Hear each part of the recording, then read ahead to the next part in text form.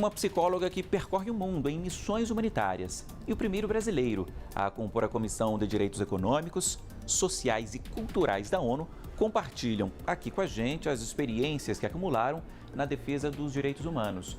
O professor Renato Zerbini Leão detalha diferenças e semelhanças entre os sistemas interamericano e europeu de direitos humanos. Já a psicóloga Débora Anual conta o que viu e o que nunca vai esquecer em 15 missões em 40 países da África, da Ásia e das Américas. Oi, Débora, tudo bom? Tudo bem. Bem-vinda. Muito obrigada. Vai ser um prazer conversar hoje. Prazer é todo nosso. Bom, o seu livro mais recente é um desabafo e você mesma diz isso. Você passou aí por várias missões, mais de 40 países, viu guerra, fome, deslocamento forçado, pessoas tendo que deixar suas casas para não morrer. Agora, sua ideia inicial não era escrever um livro. O que mudou para ter que escrever um livro? Exato, nunca me passou pela cabeça ser escritora ou escrever um livro. Na verdade, o que é o livro? São os meus diários. Era uma forma, na verdade, de desabafar, de colocar para fora mesmo aquilo que de alguma forma doía, aquilo que de alguma forma dilacerava, mas que eu não podia, eu não tinha o direito de contar, afinal eu sou psicóloga, então meu trabalho é fazer escuta daquele sofrimento ou daquele processo que essa pessoa está vivendo, e não é um processo qualquer, normalmente são situações extremas, situações limites, onde se perdeu tudo. E a pessoa se encontra de alguma forma sozinha. São pessoas que tinham filhos, tinham maridos, tinham esposas, tinham pais, tinham irmãos, e de repente percebem que todas essas pessoas, ou seja, toda a rede socioafetiva sumiu, desapareceu, ou por uma bomba, ou por uma epidemia de ebola, ou por um terremoto, ou por um furacão, e essa pessoa se pega sozinha, olha para os lados e diz, e agora? Eu começo por onde? E esse é o meu papel, ajudar as pessoas a ressignificar o processo de vida, reinventar um novo objetivo para aquela vida. O livro está aqui comigo, O Humano do Mundo, Diário de uma Psicóloga Sem Fronteiras. Você faz parte do Médicos Sem Fronteiras, da organização Médicos Sem Fronteiras, há 10 anos, que não é só médico. Exato, eu costumo dizer que o nome da organização é Médicos Sem Fronteiras, a maior parte é sem fronteiras, né? Os médicos temos muitos temas, mas não é a maioria, afinal são quase 46 mil pessoas, é muita gente trabalhando, então precisa de um pouco de tudo, né? Precisa de psicólogo, enfermeiro, administradores, economistas, logísticos, muitos, né? Para poder fazer chegar toda essa estrutura de suporte para a gente poder prover o cuidado com um mínimo de qualidade e dignidade para quem a gente cuida. A gente não vai conseguir aqui falar de todas as suas histórias, vai falar de um pouquinho delas. Para onde você já foi e o que te marcou? Eu imagino que muitas histórias, muitas passagens tenham te marcado muito. Agora, o que não sai da sua cabeça? Na verdade, todas as missões, né, e todos os projetos, eles te assinalam de uma forma vital, assim, mas eu costumo dizer que a maior parte dessas marcas não são feridas abertas, são cicatrizes, afinal são processos doloridos que a gente vive, mas que de alguma forma a gente ressignifica, afinal a gente está ali para ajudar, não está ali para ferir ainda mais a dignidade humana. Então esse é um ponto importante, porque todas as histórias marcam muito, mas talvez o que me marque, me assinale muito é essa violência, principalmente a violência sexual, que ela acontece em todos os países. De todas essas missões, eu vou dizer que um pouco mais de 15 missões, eu não me lembro de algum país onde eu não tenha trabalhado com violência sexual. Então, talvez o Congo, por ser um país onde tem um número de violência e uma magnitude muito grande, talvez seja um país que me assinale muito, principalmente a República Democrática do Congo. Teve uma história, assim, especificamente, que é de uma mulher, né, que começa a história me contando a história com 6 filhos, e ela foi me contando que ao longo do início do processo, né, do deslocamento dela, que durou meses, quando ela chegou, só para ter uma ideia, assim, ela chegou sem calçado, pés descalços, muito feridos, né, a roupa toda dilacerada e um bebezinho, provavelmente de uns 6, 7 meses, amarrado no corpo, né, como eles têm o costume, né, de amarrar direto no corpo, como se fosse um sling. E ela chegou me contando que ela tinha 6 filhos no início dessa trajetória. Cada uma das paradas que ela foi forçada a fazer, ela foi ou violentada sexualmente, ou ela teve um dos filhos ou das filhas sequestradas, ou ela teve uma das filhas morta. Isso aconteceu que quando ela chegou, ela só tinha aquele bebê amarrado. Ela dizia, os outros eu não sei, né? Me ajuda a viver, me ajuda a encontrar uma razão para viver. E nessa hora É uma ferida grande para um psicólogo, né? Como é que você ajuda alguém que está te pedindo ajuda para ressignificar o processo de vida? Alguém que não tem nem base para você de sofrimento, né? Eu nunca passei por uma intensidade de sofrimento tão grande, tão pouco na universidade eu aprendi toda essa intensidade de como cuidar, quais são essas ferramentas que a gente utiliza. Então, esse livro é feito em partes disso, né? Como reinventar a vida, ajudar as pessoas a reinventar novos significados e projetos de vida com ferramentas que eu nunca aprendi na academia ou que eu nunca aprendi dentro de um processo mais formal. Então, reinventar, ajudar alguém a reinventar a vida com as ferramentas que a cultura do local me dá, com as ferramentas que aquele ser humano que eu estou ouvindo, me propondo a cuidar, me oferece, e a partir disso, de uma forma mais criativa, mais de alguma forma tentando, como diz a jornalista Helene Brum, tentando arrancar, né, do lodo, arrancar da ferida a beleza, né, a vida. Então, como arrancar a beleza e como ajudar a ressignificar esse processo. Essa foto aqui da capa é na República Democrática do Congo? Essa foto é de um jornalista de Médicos Sem Fronteiras e ele fez isso durante um dos deslocamentos. E é assim, eu imagino que seja assim. É uma estrada que, na verdade, não é uma estrada, né? É um local aberto no meio da floresta e as pessoas passam por lá.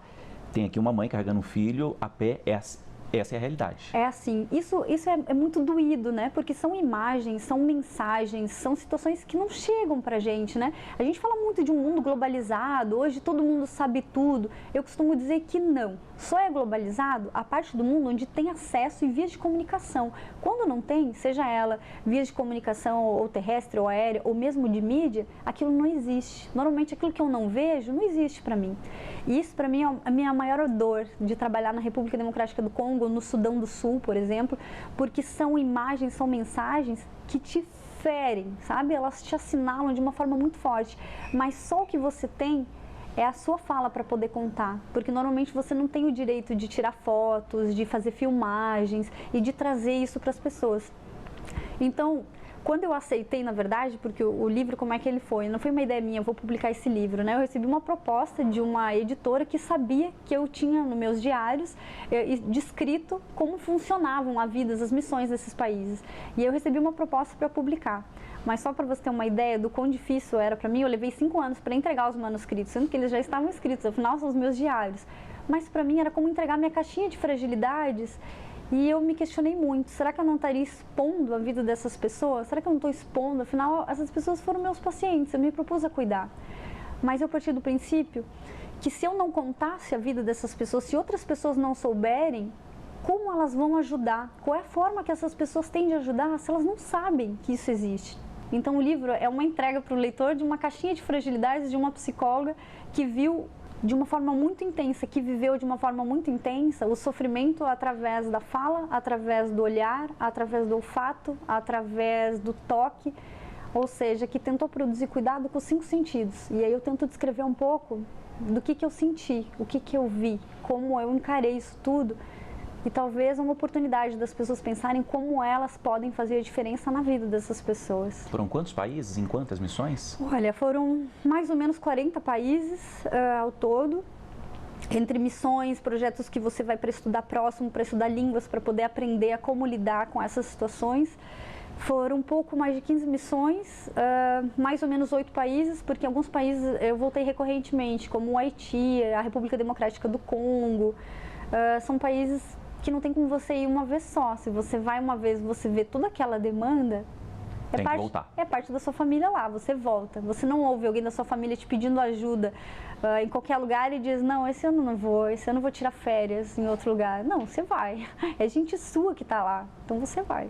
Curioso é que essa sua vida, né, ajudando as pessoas, fazendo missões aí humanitárias, esse estilo aí surgiu lá atrás por meio da literatura, por meio de um livro. Que história é essa, Débora? Isso mesmo. Eu sempre fui uma ratinha de biblioteca, né? Eu nunca fui uma nerd, mas sempre gostei de livros. E desde pequena eu gosto de livro de gente. Eu gosto de saber, para mim não existe maior ficção do que a vida real.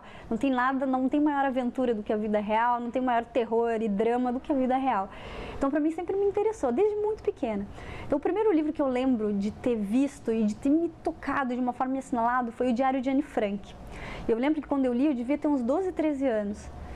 Eu chorava assim copiosamente, assim, lendo o livro, e eu conseguia me sentir vivendo aquilo lá tudo. Eu conseguia me conectar com a dor dela, da dor daquela pessoa que escrevia. E quando eu estava no meio da faculdade, eu ganhei uma bolsa para estudar na Europa, né? Quando eu já estava na faculdade de psicologia, eu ganhei uma bolsa para estudar.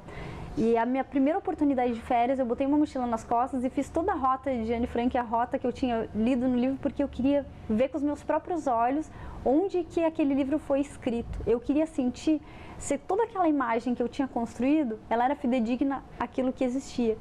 E é muito legal você poder fazer com que um leitor se conecte com a dor ou com o sofrimento e pense possibilidades de ressignificar.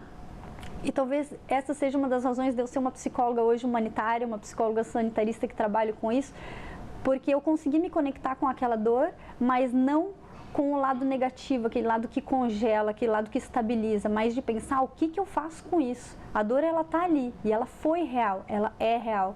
Então, como que eu ressignifico de uma forma a ajudar as pessoas? Infelizmente, eu não nasci, não foi possível ajudar a Anne Frank naquele momento, mas talvez tem muitas outras Anne Franks hoje precisando de um cuidado diferente. E eu não preciso ser psicóloga ou médico ou enfermeira para poder dar esse cuidado.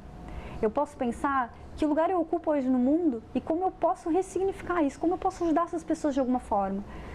E eu espero que quando as pessoas leem o livro, elas pensem, ok, do lugar onde eu ocupo hoje, como eu posso fazer diferença para essas pessoas? Como eu posso acessar? Como eu posso ressignificar a história de vida dessas pessoas? E como eu posso fazer um mundo diferente, um mundo melhor, um mundo mais digno? Tem muita dor, tem muita angústia, fome, guerra aqui no livro, mas tem partes assim alegres, as pessoas também têm esperança? Com certeza. O livro é como é feito a vida, né? Tem dor, tem sofrimento, mas tem a beleza nos pequenos pontos do dia a dia. Um dos pontos que eu posso te dizer, assim, que para mim é de grande beleza, é quando eu pergunto, e não foi uma só mulher, mas vou te dar um exemplo de uma delas, que também me contou que perdeu tudo, não tinha mais nem uma parte da rede socioafetiva, tinha perdido toda a família. E eu perguntei para ela, você lembra a última vez que você foi feliz? Ela disse, hoje não, mas amanhã eu vou tentar me lembrar. Quando ela volta no outro dia, ela me disse, a última vez foi quando eu dancei. Então, neste lugar, uma das partes de conformar cuidado foi montar grupos de dança. E essas mulheres dançavam, e contando as suas histórias, né? E eu nunca imaginei, nunca ninguém me disse que isso dava para fazer na psicologia, que era possível cuidar também dessa forma. Então, elas dançando, todas elas sem filhos, mas sem maridos, porque tinham perdido tudo, mas dançando, contando as suas histórias e agradecendo a possibilidade de estar vivo e inventar uma nova vida. Tem maior beleza do que isso? De você ver no sorriso da pessoa, na vontade de viver e de reinventar a vida? Simples e muito bonito. Débora, é isso. Com essa história a gente termina aqui esse primeiro bloco do Iluminuras. Foi um prazer conversar com você. E que bom que você compartilha, está compartilhando, que bom que você mudou de ideia, decidiu escrever o livro para compartilhar com a gente. Foi um prazer. Muito obrigada, foi um grande prazer estar com todos vocês. Bom, esse foi só o primeiro trecho aqui do Iluminuras. Depois do intervalo, a gente segue falando sobre direitos humanos, dessa vez com o professor Renato Zerbini Leão. O intervalo é curtinho, hein? Até já.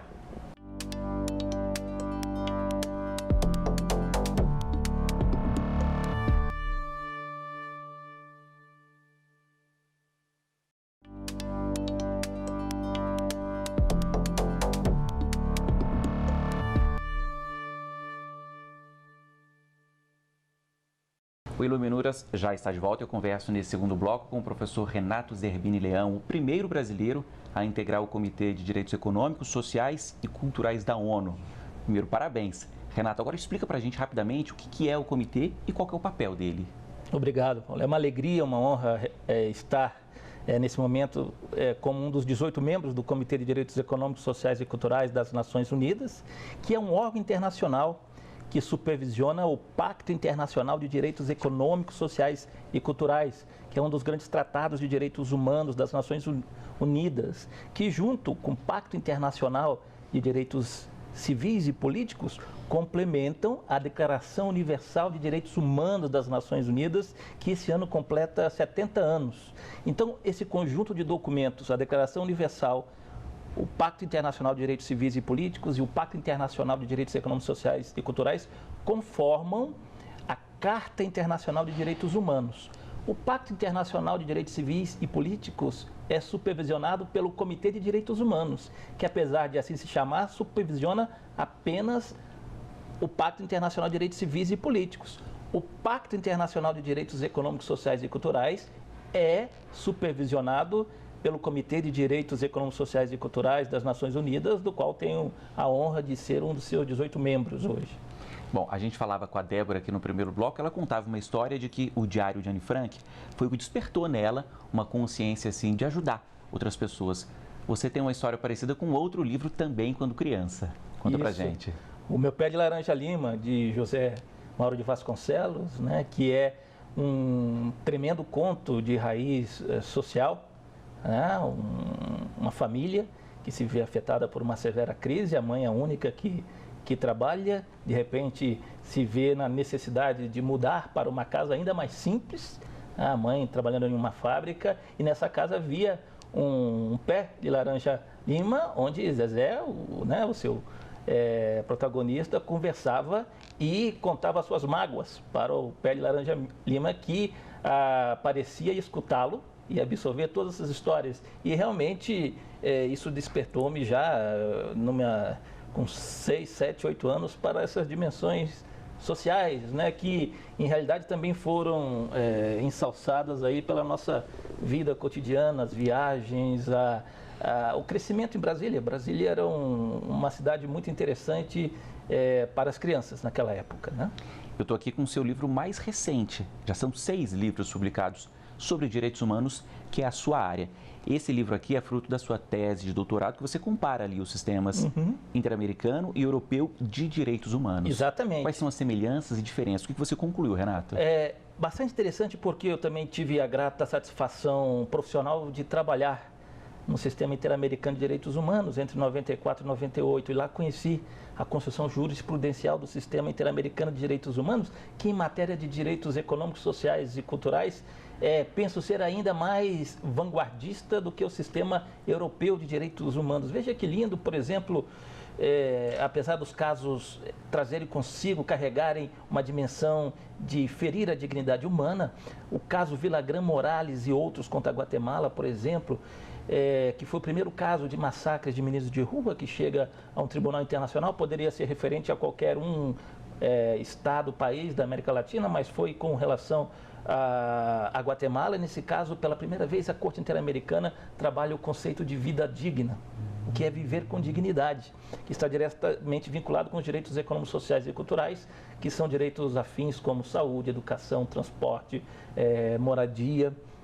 Então, o Sistema Interamericano de Direitos Humanos, apesar de que tanto a Convenção Americana sobre Direitos Humanos quanto a Convenção Europeia de Direitos Humanos estarem mais centrados no que chamamos de direitos civis e políticos, tem uma construção mais vanguardista no que toca ao conceito de vida, né? Porque a vida não é simplesmente o direito de estarmos ou não vivos, né? É o direito de vivermos com dignidade. Então, nesse sentido, o Sistema Interamericano de Direitos Humanos é mais vanguardista que o Sistema Europeu de Direitos Humanos. Às vezes a gente tem essa conversa, acha que ela está longe da gente, na verdade ela está muito próxima. A gente teve recentemente aqui o caso da condenação do Brasil pelo caso do jornalista Vladimir Herzog, morto durante a ditadura. Exatamente, a sentença proferida pela Corte Interamericana de Direitos Humanos deu-se em 4 de julho último, né? Nesse sentido, o Brasil já é um país que tem uma experiência interessante, porque em 2010 nós tivemos também o caso Gomes Lundes e outros contra o Brasil, que foi, fazendo uma comparação com o caso do Vladimir Herzog, uma condenação ao Estado brasileiro por conta da guerrilha do Araguaia, né? Então, nesse sentido, o Brasil é um país que experimenta uma jurisprudência na Corte Interamericana de Direitos Humanos, mas ainda tem um desafio interessante à luz daquilo que nós chamamos subjetividade internacional dos indivíduos. O que é isso? Nós, os seres humanos, as pessoas, também somos sujeitos de direito internacional público. O que acontece que o ensino jurídico no Brasil, no que toca ao direito internacional público, ainda está preso lá na Paz de Westfália, em 1648. A maioria dos que se dizem estudiosos de direito internacional público no Brasil ainda tem dificuldades de encontrar o indivíduo como sujeito de direito internacional público, apesar de toda a jurisprudência do direito internacional, dos direitos humanos, apesar de todas as decisões dos órgãos internacionais, tanto dos sistemas regionais, como a OEA, como do Sistema das Nações Unidas, como é o caso do Comitê de Direitos Econômicos, Sociais e Culturais, como é o caso do Comitê de Direitos Humanos, né? De modo que uma sugestão para aqueles que querem estudar direito e, sobretudo, direito internacional público é que procurem estudar à luz do que há de mais vanguardista na jurisprudência internacional hoje em dia e busquem as instituições que promovam essa concepção, porque, caso contrário, estarão também presos lá em 1648, na paz de Westfália. Assim, quando se tornarem profissionais, não saberão lidar com esses novos desafios jurídicos, né? Porque hoje em dia, sobretudo no Brasil, onde em cada lugar brota uma faculdade de direito, como se fosse passe de mágica, né? As pessoas têm que ter cuidado também com a formação. Nesse sentido, é importante que conheçam essa dimensão da subjetividade internacional do indivíduo. E, incrivelmente, o Brasil talvez seja um daqueles estados que apresentou à comunidade internacional um dos precursores nessa questão da subjetividade internacional do indivíduo, que é o professor Antônio Augusto Cancela Trindade, né, de cujos livros bebo até hoje. É meu principal mentor intelectual e é um dos principais autores lidos pelo mundo inteiro. E, apesar de ser brasileiro, é mais lido mundo afora do que aqui dentro. Talvez por isso é que até hoje em dia estejam por aqui ainda perdidos lá na paz de Westfália. Um outro ponto muito interessante, Renato, é que você sempre foi muito estudioso, está aqui a sua tese, né? Como um desses pontos. Agora você também sempre foi a campo. Você já trabalhou com refugiados, por exemplo. Com o que mais? Eu já trabalhei com vários atores importantes que necessitam da proteção internacional. Por exemplo, quando fui para a América Central, também como oficial de programa do Instituto Interamericano de Direitos Humanos, eu fui oficial de programa para povos indígenas, minorias étnicas e direitos humanos, de modo que pude conhecer a realidade indígena de quase todos os países das Américas, do Canadá até a Argentina, da América Central e América do Sul. Conheci todos os países, né, com alguma de suas comunidades indígenas, com algum de seus povos indígenas. Também tive a oportunidade de trabalhar com defensores de direitos humanos, com líderes sindicais, com a temática de gênero, mulheres, população LGBTI, de modo que a experiência na temática da proteção internacional dos direitos humanos é ampla, e também na proteção internacional da pessoa humana, que é uma vertente que abraça também o chamado direito internacional dos conflitos armados, que tive uma experiência também de formar, por exemplo, tropas brasileiras que participaram da MINUSTAH, da missão das Nações Unidas no Haiti, trabalhar com policiais, forças armadas da América Central, e também como consultor jurídico para o CONISUL, do Escritório Regional do Alto Comissariado das Nações Unidas para os Refugiados. Entre 98 e 2003, participamos ativamente do que é a harmonização legislativa do Mercosul, no que toca a leis e projetos de leis do refúgio, né, que depois houve um boom muito grande acadêmico. Hoje em dia muita gente se estuda refúgio, né, mas aquela época, na década de 90, era muito pouco pesquisado, né, de modo que eu também tive o prazer de navegar por essas águas. E que diferença fez na sua pesquisa, inclusive, essa experiência de campo, Renato? A experiência de campo ela é fundamental, porque ela dá vida à teoria. Muitas vezes as pessoas que têm apenas a teoria têm uma função importante no seu dia a dia de trabalho, mas ao escantear a realidade, confundem muito e tornam mais ativistas do que eficazes. Porque nós não podemos esquecer que nesse raciocínio institucional de proteção da pessoa humana, há vários atores, dentre eles os estados, que até muito pouco tempo atrás, desde a perspectiva do direito internacional, porque a maioria das normas vem daí, né? O direito internacional eram os atores clássicos, os atores quase que exclusivos. Mas nós também temos as organizações internacionais que brotam depois da Segunda Guerra Mundial, né? Nós estávamos falando da OEA, da ONU, e nós temos os indivíduos, nós, que somos aqueles que são protegidos.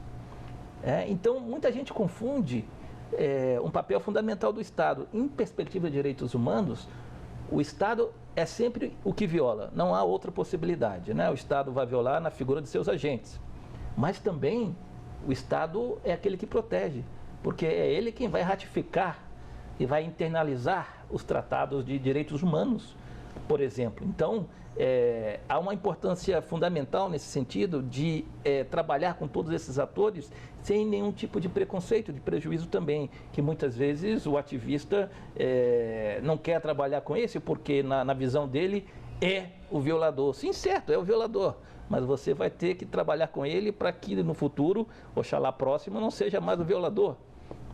Então, nesse sentido, creio que cada vez mais se faz necessário a questão da educação em direitos humanos, livre também de qualquer tipo de preconceito, de ideologia e de outras questões que possam mitigar a função de sua existência, que é a afirmação da dignidade humana em toda e qualquer circunstância.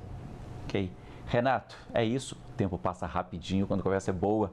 Muito obrigado pela presença aqui no Luminuras. Parabéns pela tese, por mais um livro publicado. E até a próxima. Obrigado. Foi uma satisfação e uma alegria. Bom, e muito obrigado a você que nos acompanhou aqui hoje. O Iluminuras fica por aqui. Para rever este e outros programas, acesse aí tvjustiça.jus.br ou escreva um e-mail para a gente, iluminuras@stf.jus.br. A TV Justiça tem também um novo canal no YouTube, é o TV Justiça Oficial. Acessa lá e até a semana que vem. Tchau!